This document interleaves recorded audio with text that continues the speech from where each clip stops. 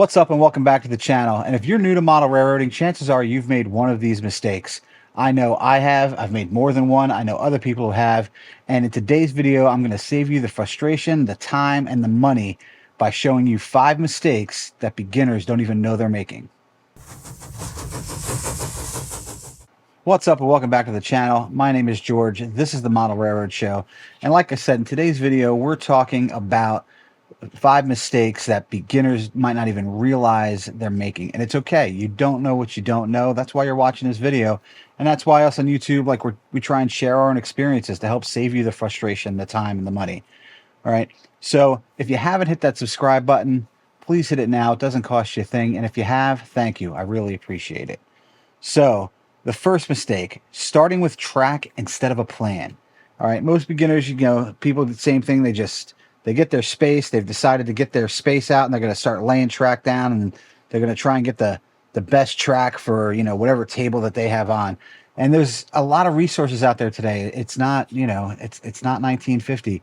We have a lot of resources. There's a lot of track plans out there that work. Find something that works for you. Start with a plan. It is going to save you a lot of time to just start with a plan that gets you what you want out of model railroading than trying to reinvent the wheel. I'm a big fan of not reinventing the wheel. So the big goal, what's the goal? What's the point of starting with a plan is to get something that is going to keep your interest in the model railroading. Listen, trains in circles, like they're trains in circles. And some people like that. And some layouts are designed to do that. But at the end of the day, if you want to make this a hobby and you want to invest, time and you want enjoyment out of this, you have to have more than a circle. You have to have the what, the when, the why. Where are the trains going? What are they doing? So, even if you have a circle with an interchange and 2 industries on it, that's okay. That's going to get you going. It's going to get you, some interest and some why your trains exist. It's, believe me, it might sound, a little nerdy, but you'll thank me later. All right. Number 2, kind of a pet peeve of mine. I have really been careful with this designing my layout. I have 2 spots where track is close to the edge where I really couldn't avoid it. However, putting track too close to the edge of a layout is asking for trouble. It's asking for disaster. And most importantly, it doesn't allow your trains to run through scenery. It allows them to run in front of the scenery. And you'll see even when, the advanced model railroaders do shelf layouts, that track isn't towards the front of the shelf. It's a lot of times it's more in the middle. And that way they can have some scenery relief in front of the trains. There is nothing like scenery relief in front of the trains. It makes them look so much better. I had one instance here when I set this model railroad up where I had a whole line of track that was what I thought too close to the edge. So what did I do? I built a little scenery extension. That extension isn't going to hold any track, just scenery. All right.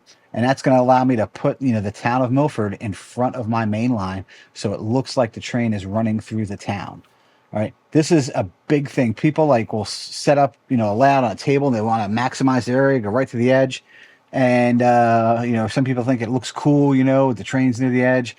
Let me tell you what's not cool. What's not cool is having a $400 engine take a tumble to the floor. It will not fare well. Believe me, I lost a caboose to the floor and it did not fare well. And it's a lot cheaper than a steam engine. So stay away from the edges. Derailments happen no matter how great your track is. You're going to have derailments. You're going to have a picky car. You're going to have a switch that, maybe wheels that come out of alignment over time. You're going to have derailments if you're model railroading. And if you have one of those derailments that you don't catch near the edge or somebody bumps your railroad, and this has happened, if somebody bumps your railroad, the trains come off the edge, it could be bad. Now, if you do have trains near the edge, and I have to do this on 2 spots in my layout, get some plexiglass, put a little plexiglass barrier up there, and it'll be sure to catch the trains. And even on, a few spots where I have plenty of room for a train to fall off the tracks and land on the layout, believe me, I do, I've still left a little bit of a fascia lip just to catch it in case that happens. So don't make this mistake. Keep things at least 2 inches from the edge. It gives you a small scenic barrier. Your locomotives and your model railroading budget will thank you immensely. All right. The next one, you're going to say, George, I see every model railroader do this. You think you do, but really you probably don't in most circumstances. And that's detailing, adding details to your layout before your trains run well. And I know you see YouTubers, you see me back here. I've got a lot of areas that I've started to detail and areas that I don't even have scenic. And my projects are, and like most of us are model railroading, we have projects in different stages in different parts of the layout when we're building a layout. However, my trains run well. All right. The only spots I have that are a few hiccups are where I don't have frog juicers in some of these Pico Electro frogs that I use. That's the only spots that I have a few hiccups with. Other than that, if a train stops, I just go clean a piece of track and I'm off to the races. There are no lips, kinks, anything like that. Make sure your track work is as good as you can possibly make it before you start getting into, crazy details and buying figures and spending money that adds up. Believe me, it adds up. Make sure your track work is really good before you start doing all that stuff. Because if you're doing all this modeling and then, it's time to run trains, your trains don't run, it's going to be frustrating. It's going to cause you to just give up on the hobby. And nobody wants that. I mean, you're doing this because you love it. The other thing is when designing a layout, and I know we did a video on like designing some layouts, is ignoring the reach distance. All right. And reach distance is different. There are hard rules that people have that are like, it can't be more than 24 inches, or it can't be more than this, or it can't be more than that. I will tell you, reach distance depends upon your layout height. All right. And it depends upon how tall you are. I mean, that's the reality of it. If you have a layout that you're running from a chair, right, that you're just designed to, run while sitting and run from chairs, then your reach distance could be as long as your wingspan is, or maybe even longer, because you could be bending over the layout. But if you have a layout like mine that's, mid 50 inches high back here, it's your reach distance is going to be much less. And if I have somebody here who's shorter, their reach distance is even less than that. So something to consider. Don't ignore the reach distance. You'll see in some plans where like the plans will incorporate access hatches and this and that. As a beginner, I would stay away from that. I would just make sure that you can reach every part of your railroad. And I will tell you, even doing some scenic work on here, I need to stand on a stool to work on this railroad. But I don't need to stand on a stool to operate it. And that's a big difference. All right. So don't ignore the reach distance. You're going to have to do maintenance. You're going to have to do, stuff from the side. You don't want to be destroying any scenery up front while you're leaning over. Very important. All right, finally, last tip, number 5. Man, in medicine we have this thing, we say the enemy of good is better. Well, in most things in life, the enemy of done is perfect.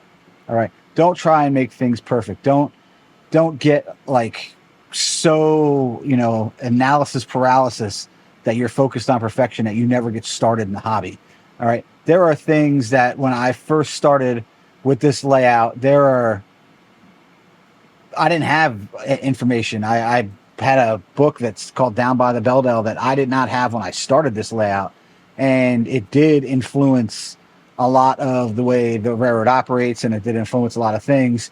But, do research, enough research to, get yourself in the ball game. There's a lot of avenues you have to research a railroad, but don't let endless research, constant changes, don't let that stuff stop you from starting.